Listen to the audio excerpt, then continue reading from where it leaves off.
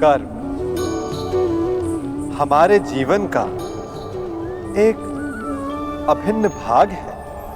कर्म सभी करते हैं, परंतु क्या कर्म करने से पूर्व एक बार विचार करते हैं?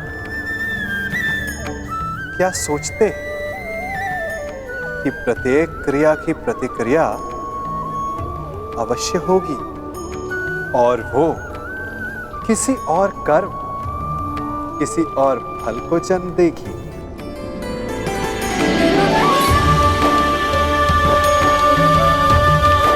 ये झूला एक बार झुलाओ तो लौटकर अवश्य आएगा। उसी प्रकार हमारे कर्म और उसके फल लौट कर आते हैं।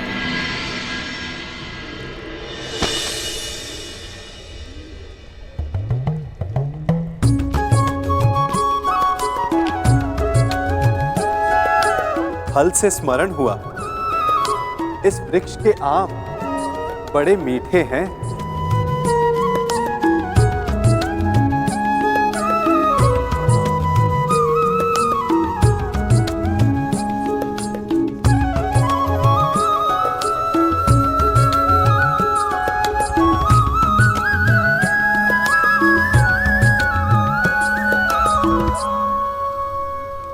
इस वृक्ष को बोने वाले ने कदाचित इसके फल खाने की इच्छा नहीं की होगी।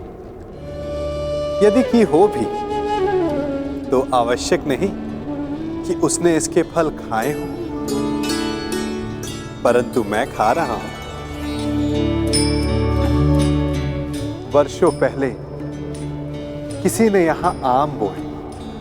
यदि वो कांटे बोता तो कदाचित वो पांव में चुभते।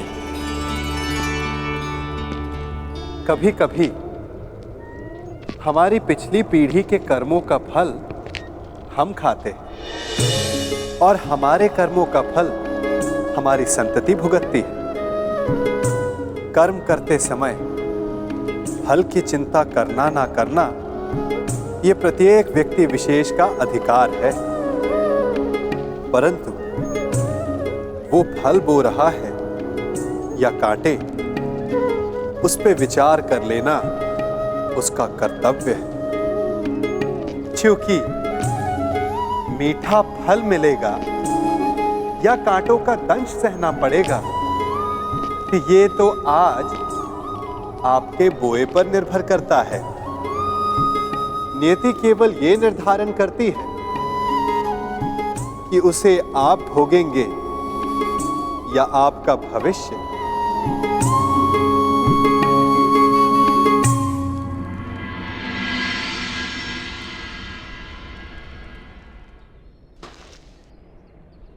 विवेक और धैर्य से काम लीजिए पांचाल नरेश। जिसकी पुत्री का मान और सम्मान दांव पर लगा हो, वो पिता धैर्य और विवेक से कैसे काम ले सकता है वसुदेव? आज आप बीच में नहीं आएंगे वसुदेव। आज पांचाल नरेश द्रुपद पर एक नहीं अपितु 5 ब्रह्म हत्याओं का पाप लगना निश्चित है।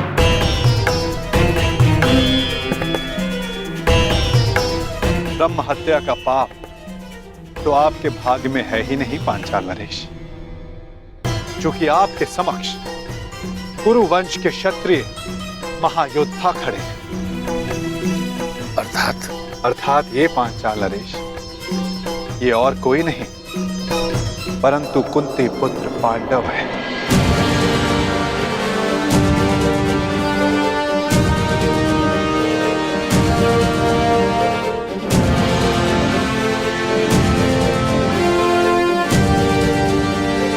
जो सबसे आगे खड़े हैं वो धर्मराज युधिष्ठिर है, और जिसने खेल खेल में वृक्ष उठाकर स्वयंवर में विघ्न डालने वालों का संहार किया वो महाबली भीम है। और उनके 2 सहायक नकुल और सहदेव।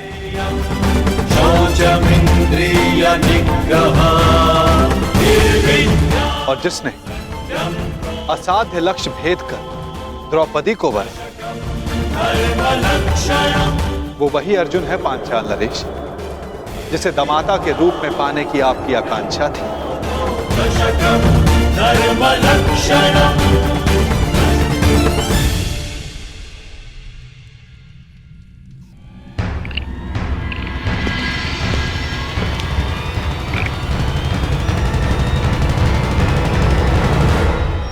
पधारिए अंगराज कर्ण।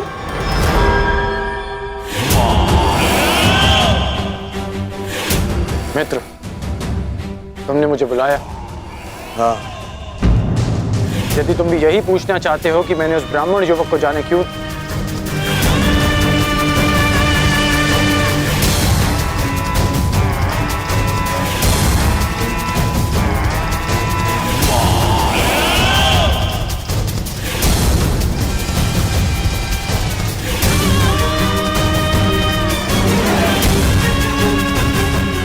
उस ब्राह्मण को छोड़ो मित्र, छोड़ो उस ब्राह्मण को।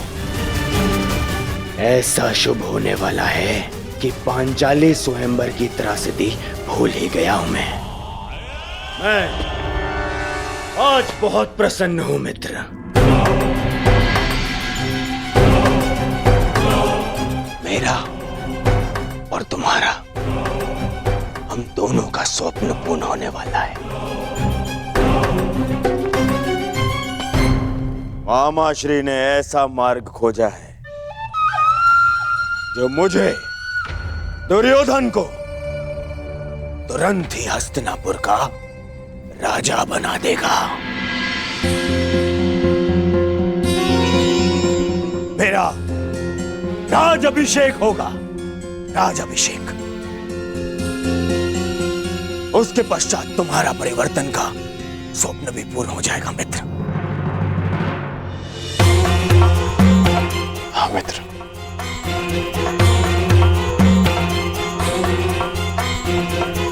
परंतु मैं तुम्हें कुछ बताना चाहता हूं कि मेरे होने वाले सम्राट, अपनी प्रसन्नता अपने मित्र के साथ बाद में बांटना है। पहले अपने पिताश्री से तो मिलकर आओ, वो तुम्हारी कब से प्रतीक्षा कर रहे हैं। मित्र, मैं अभी आता हूं।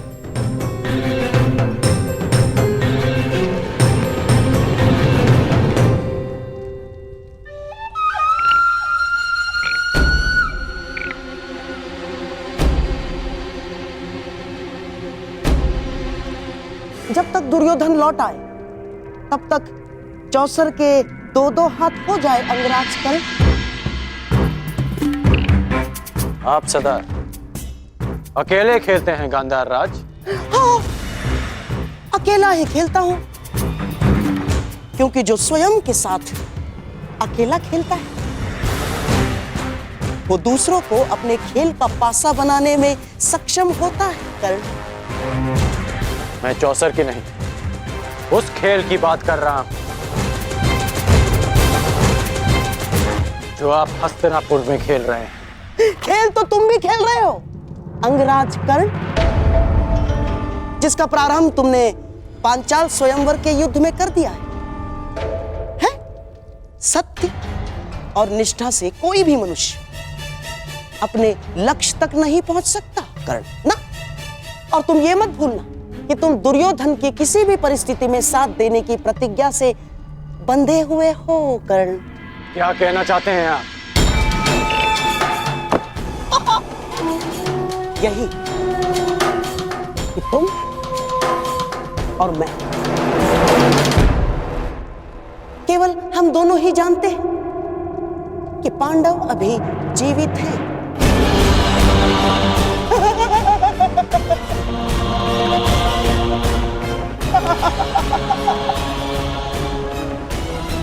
और यदि दुर्योधन को सम्राट बनते देखना चाहते हो तो ये सब किसी को ज्ञात नहीं होना चाहिए ना।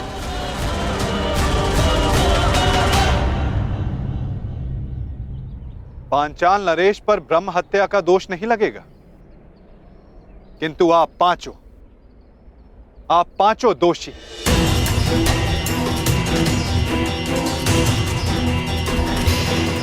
धर्मराज, पांचाल नरेश के क्रोध का कारण नीति संगत और द्रौपदी की पीड़ा भी। यदि कुछ अनीति हुई है तो आप पांचों से।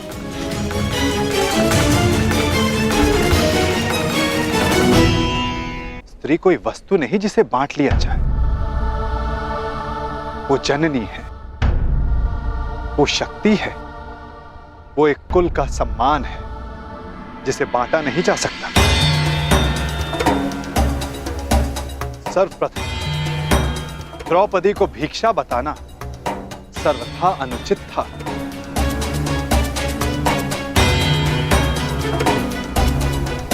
तुमने पांचाली का वरण किया है ना अर्जुन, वो कोई भिक्षा नहीं है।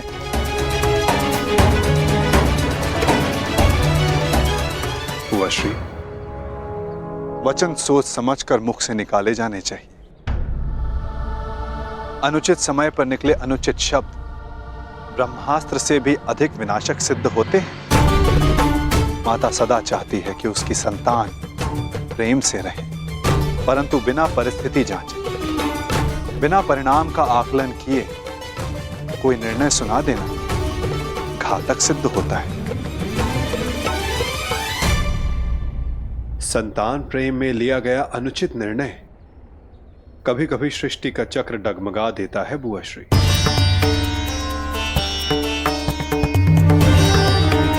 पांडवों से भूल हुई है माना, देवी कुंती से भूलवश वाकदान हुआ है यह भी माना, परंतु वसुदेव, इसमें मेरी पुत्री का क्या दोष? मेरी पुत्री के भविष्य का क्या होगा?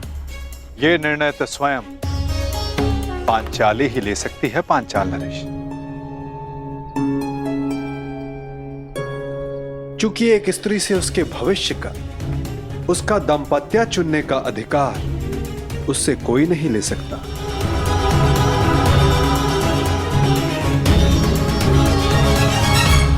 मुझे तुमसे सहानुभूति है सखी, परंतु ये निर्णय तुम्हें स्वयं ही लेना होगा।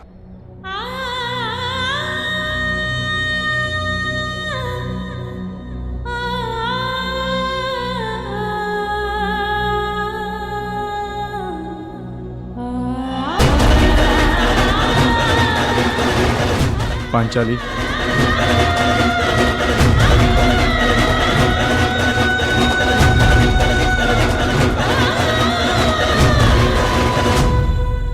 मुझे विश्वास है कर्ण कि तुम न अपनी प्रतिज्ञा तोड़ोगे और ना ही दुर्योधन का स्वप्न।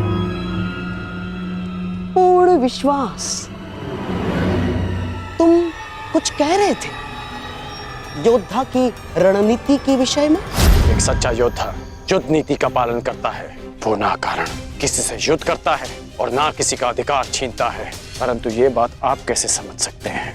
क्योंकि हाथों में बांसे रखकर षड्यंत्र रचने वाला एक सच्चे योद्धा का मन नहीं समझ सकता। अब मेरी सुनो, राजनीति में सच्चा योद्धा वही है, केवल वही है जो विजयी होना जानता है। वो चाहे धनुष बाण से हो, शस्त्रों के संधान से हो, या चाहे मनुष्य की बुद्धि से हो। तो शकुनी को दुर्बल योद्धा समझने की भूल कभी मत कर बैठना अंगराज कर्ण। सीधे पांव पारा।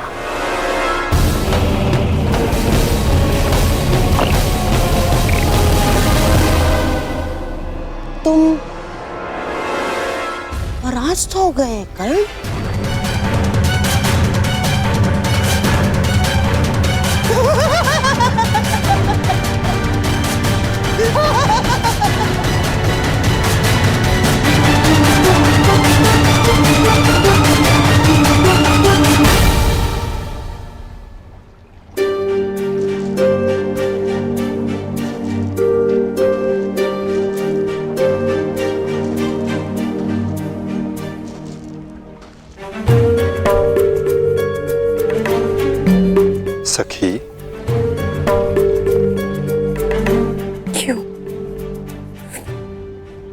इसलिए सखा, आप तो मेरे सखा हैं और सर्व ज्ञाता भी। क्या यही मेरा प्रारब्ध है?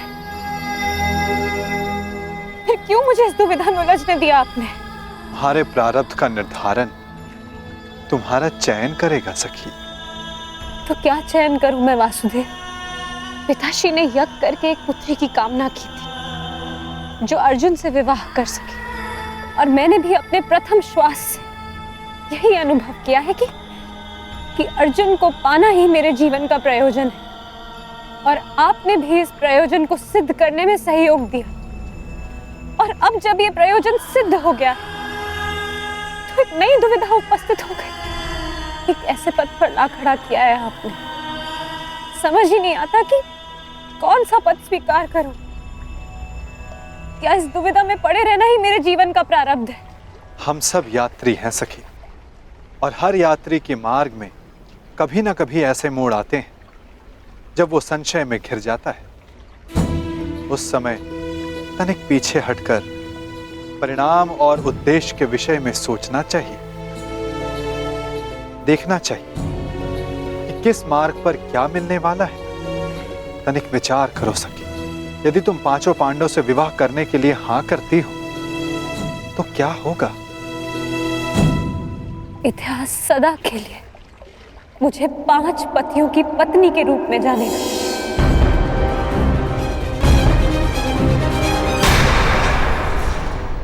अपमान और उपहास का पर्याय बन जाएगा मेरा जीवन।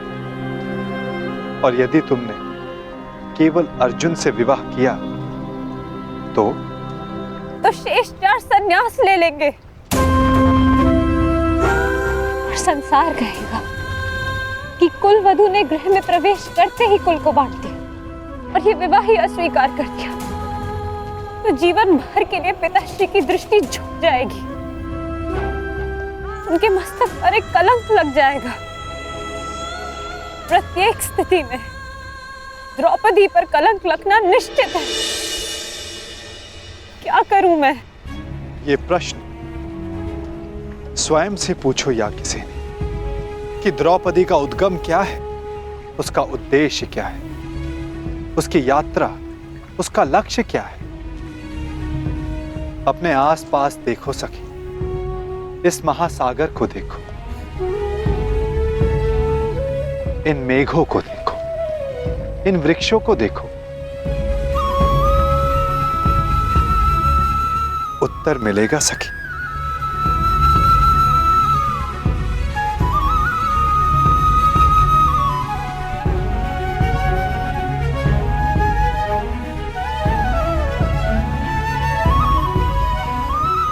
तो क्या कहा इस महासागर ने, इस मेघ, इन वृक्षों ने?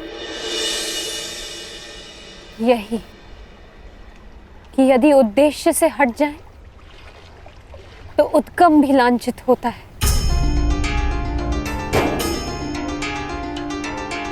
एक बूंद का उद्गम मेघ होता है और उसका उद्देश्य धारा को सींचना। यदि वो इसे अस्वीकार कर दे तो मेघ लांछित होगा। नदी का उद्गम पर्वत है, यदि वो सागर में मिलना अस्वीकार कर दे तो पर्वत लांछित होता है। यदि मैंने ये विवाह स्वीकार किया तो कलंक केवल मुझ पर लगेगा। यदि मैंने ये विवाह अस्वीकार किया तो मेरा उद्गम और उद्देश्य दोनों पर कलंक लगेगा। तो क्या चुना तुमने सखी? यही कि यदि मेरा जन्म इतिहास की धारा को बदलने के लिए हुआ तो इतिहास बनना पड़ेगा मुझे। कदाचित इसलिए ही अग्नि मेरा उद्गम, क्योंकि जीवन भर इसकी ताप को सहना है मुझे।